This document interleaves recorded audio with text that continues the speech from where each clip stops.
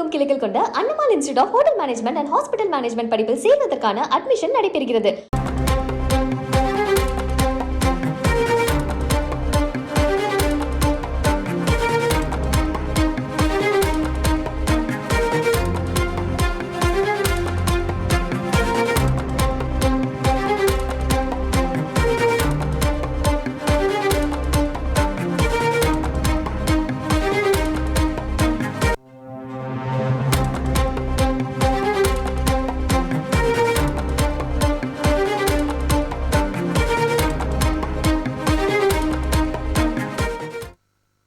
நடிகை குட்டி பத்மினிக்கு எதிரான வழக்கை ரத்து செய்து சென்னை உயர்நீதிமன்றம் உத்தரவு பிறப்பித்திருக்கிறது. இது பற்றின கூடுதல் விவரங்களை செய்தியாளர் சுரேஷ் வழங்கிட கேட்கலாம். சுரேஷ், வணக்கம்.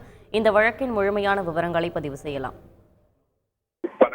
சென்னை மடிப்பாக்கத்தில் ரமேஷ் என்பவருக்கு சொந்தமான 8 கோடி ரூபாய் நிலத்தை போலி ஆவணங்கள் மூலமாக இம்ரானா என்பவருக்கு விற்றதாக கூறி பாரதிய ஜனதா கட்சி நிர்வாகியும் நடிகையுமான குட்டி பத்மினிக்கு எதிராக மடிப்பாக்கம் காவல் நிலையத்தில் புகார் அளிக்கப்பட்டுள்ளது. இந்த புகாரின் அடிப்படையில் பதிவு செய்யப்பட்ட வழக்கை பின்னர் உயர்நீதிமன்ற உத்தரவின் அடிப்படையில் மத்திய குற்றப்பிரிவு விசாரணைக்கு மாற்றப்பட்டது.